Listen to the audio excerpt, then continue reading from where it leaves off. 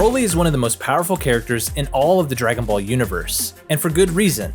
He is the legendary Super Saiyan, said to be born once every 1,000 years, and Akira Toriyama did something super cool with his character in the Dragon Ball Super Broly movie. Broly has already had several movies made about him, but those films weren't considered canonical to the larger Dragon Ball story. But with this film, his story has finally become canon. There are some important changes that fundamentally altered his character and made it even better in my opinion. In the older movies, Broly was an unstoppable conqueror. He was fully cognizant of all his choices and actions and was completely malicious in his retorts and behavior. He taunts the Z Fighters about how weak they are and mercilessly toys with them as they try their best to take him down. In this movie, baby Broly is seen as a threat to King Vegeta's son, and so it is decided that he will be exiled to a distant remote planet. Paragus, Broly's father, hijacks a ship in an attempt to rescue his son. The ship crash lands, however, and maroons both Paragus and Broly on the wasteland planet. They survive, and Paragus trains Broly in the ways of Saiyan combat. He attaches an electric shock collar around Broly because his son struggles to control his power, and this is where his character gets interesting. Broly is a simple-minded individual with no formal education or social skills. He is stunted so severely in certain areas that he is kind of like a gentle giant. Although it was Paragus' plan to use his son's power as a tool for revenge against King Vegeta one day, Broly cannot control himself. When he gets riled up, he is a nearly unstoppable force of devastation. The format for this movie is very non-traditional, but one that I actually respect a lot. The first 30 minutes is important with backstory and exposition, followed by 25 minutes of character development and plot points that bring all of the characters together.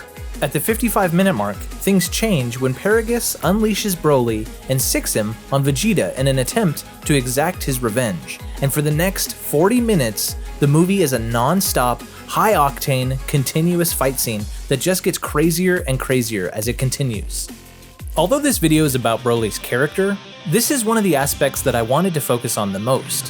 Whenever you are telling your own story, one of the most successful things you can do is to match the viewer's experience with the experience of the character or situation you want to convey. In this case, Broly, an unstoppable killing machine, is lost to his own insanity and keeps getting more and more powerful the angrier and more insane he becomes. With no way to restrain himself because the shock collar broke, the animation reflects this in its style, pacing, and length. This is by far one of the longest fight scenes that I think I have ever seen, but when you consider that it mirrors Broly's journey of losing control as his power increases, then it makes plenty of sense. As Vegeta fights Broly, he quickly explains to him the powers of a true Super Saiyan, and leads Broly through a few transformations. Vegeta powers up to Super Saiyan God and catches a blow from Broly, and then proceeds to launch him through several mountains with a single punch. Even after this, however, Broly doesn't even power up and remains on equal footing with Vegeta. Eventually, Goku can't hold back and steps up to play. He takes on Broly as well, and starts in his base form. In their brawl, something I've never seen before takes place. We get a really interesting point of view shot from Broly's perspective. He launches a kick at Goku, then flies past a Kamehameha wave, dodges some energy blasts, shoots a few of his own, and then lands a blow on Goku and chases him down, punching him through a mountain. I thought this whole sequence was really fascinating because to my knowledge, it is the first time that we get a first-person perspective as to what a Saiyan fight might feel like. It doesn't last long, however, and Goku quickly progresses through several power evolutions of his own. Things really start to get crazy when he unleashes his Super Saiyan Blue form, and if you look closely, you can see that the animators switched to 3D models of the characters. They look gorgeous and match the 2D animation seamlessly through the use of their cell shading. This is where the animation style starts to match the insanity of Broly. The fighting soon grows so intense that Broly essentially begins to terraform the entire battle area through his fighting. Snow-capped mountains are blown away, and an endless expanse of craggy molten lava remains after a particularly devastating attack. Soon after this, Frieza kills Paragus in an attempt to push Broly beyond his limits.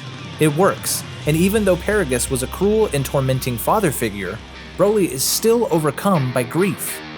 He loses any semblance of control and enters the legendary Super Saiyan form, a being wholly bent on destruction and slaughter.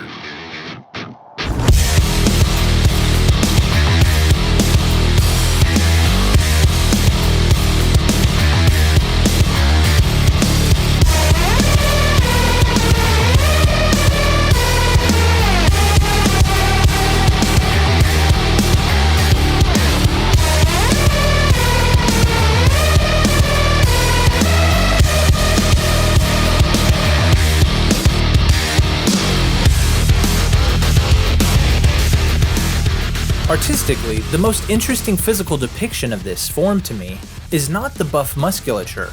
It is the fact that Broly's irises and pupils disappear. It's almost as if he can no longer see. He can only act out and unleash his pent-up rage and destruction, which is reminiscent of the great apes, who went on rampages and lost all control of their impulses. His transformation into Super Saiyan is incredibly chaotic and looks amazing. Shockwaves of power and stray energy blasts shoot off in indiscriminate directions, exploding all around Goku, Frieza, and Vegeta. Once Broly emerges, Vegeta decides to jump back into the fight, and for a short while they have a 2v1 and even unleash a double team attack with Vegeta shooting his Gallic gun and Goku blasting a Kamehameha. Broly easily punches through the blue and yellow beam with 2 energy blasts like it's not even there, and Goku and Vegeta, realizing that this is not going to end well, pull off the oldest trick in the book and get Broly to attack Frieza. When they realize that Broly is distracted fighting his new opponent, Goku uses instant transmission to teleport to where Piccolo is, and he quickly teaches them the fusion dance. With their multiplied strength, they become Gogeta and quickly return to the battlefield. Frieza, even in his gold form, is absolutely getting rocked, but with Gogeta's return, the real battle finally begins. As Broly and Gogeta slam together in combat, the sheer amount of energy that they are using colliding into one another tears a hole in the fabric of reality, and they are quickly transported to an alternate dimension. As they continue fighting, they overload that dimension with their power, and it literally collapses into itself, and they return to Earth. As the battle rages on, Chile activates the Dragon Balls, and the whole world grows dark. After a few physical skirmishes, Gogeta unleashes some insane moves on Broly. The first one is called Meteor Explosion, and after that, he unleashes the ultimate Kamehameha wave, which might have actually ended Broly, but Chile uses her wish to ask Shenron to save Broly by sending him back to Vampa, the deserted planet he grew up on.